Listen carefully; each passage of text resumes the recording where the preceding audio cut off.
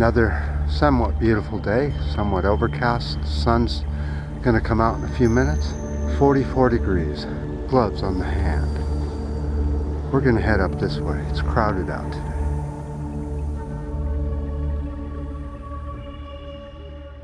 Okay, it seems like all the sirens have quit and the jets have stopped going over. Now, let's get on with the video. A Yellowstone update. We haven't done one for a while, and I thought we'd get caught up on them. Let's go to Steamboat Geyser. Set new records in 2018 with 32 eruptions. It's the most it's ever had since recorded history in Yellowstone. Then, in 2019, it broke its own record with 48 more eruptions. Let's talk about the earthquake activity there. It was considered low.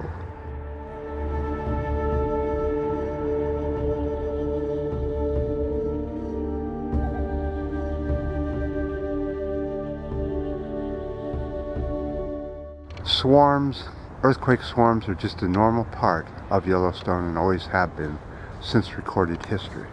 So, let's go over to the caldera news. What's happening with that?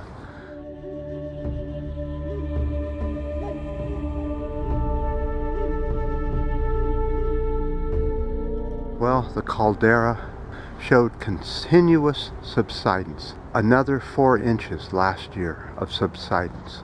This subsidence was over by Old Faithful Geyser. The last time Yellowstone erupted was 70,000 years ago. That was considered a major eruption. There's definitely something going on with Yellowstone. So here's the pipe coming up of lava, feeding the lava chamber. And above that is a piece of granite or something that's cutting everything off. Now you've got the Juan de Fuca plate coming into Washington. Underneath it's pushing this piece of rock and blocking the caldera. Now I think this happens continuously, and the reason is because the volcano keeps moving east, and the reason that is because the Atlantic plate, I guess, is moving this way. You've got this rock moving this way, which causes the lava to come up in a different place. So we probably have no chance of an eruption at Yellowstone anytime soon, at least in my lifetime. I'll keep you informed.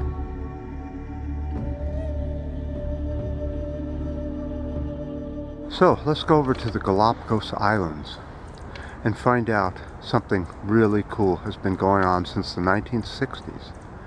The giant tortoises there have been in a breeding program with 14 tortoises breeding females. They have all fathered 2,000 baby tortoises, and the program has now ended. And the 14 tortoises have been put back into the wild, along with all the babies. They now count a population of 1,800 large tortoises, the oldest being over 1,000 years old. You see, we can do it. No governments, no nothing. We just do it ourselves with organizations. It's just too easy. You just can't get all irritated at how things are right now. I know it looks bad, but on another subject.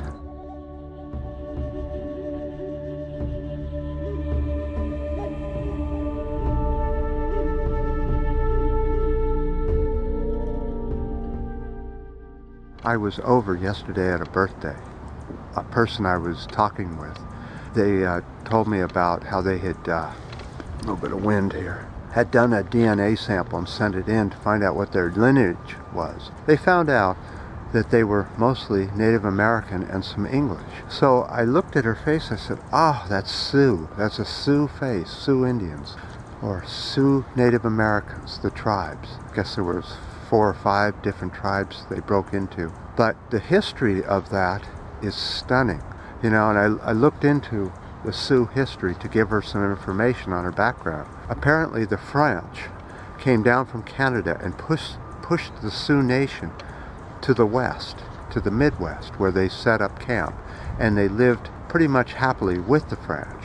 And apparently during that happy time they had together, apparently there was some hanky-panky going on, and that person was part of that whole story.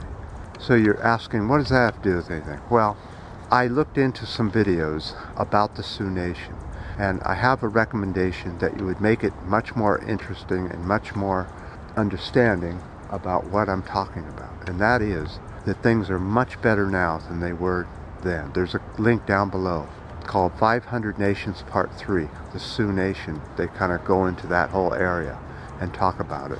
And you think it's bad now. You think it's horrible now. Wait till you watch this video and find out what humans can really do. And that's why I think we can get over the bad stuff that humans do right now. Just watch the video. It's hard sometimes, but you should know what is, especially if you watch this video.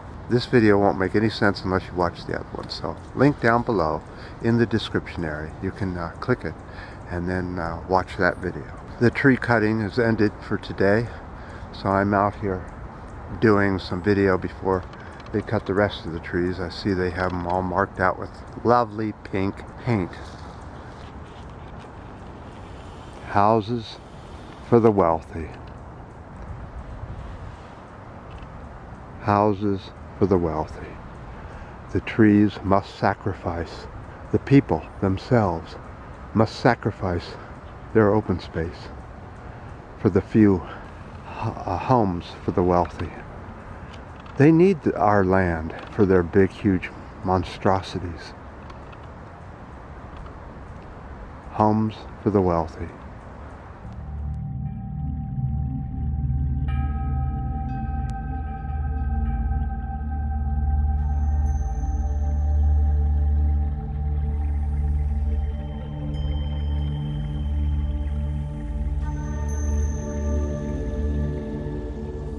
So I've got one more thing to talk about. I thought I'd take this channel a little bit further and go back to planting trees again. I probably won't be able to start until next fall, but it's going to take that long to find acorns. Then I'm going to buy a little planting thing that looks sort of like a pipe with a footrest, and you put the seed in it, stomp on the ground, and it plants it for you at the correct depth. So maybe by next fall we can start a universal tree planting in the northern hemisphere. The southern hemisphere, you're coming up on your planting season.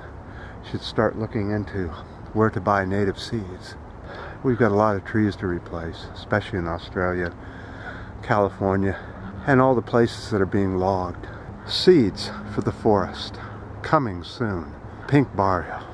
So, as you watch that next video, remember, things aren't as bad as you may think they are when you see the way things used to be and the way we used to think.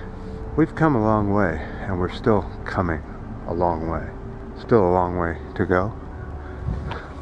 I certainly do appreciate the ups, the downs, and the new subscribers, and until next time.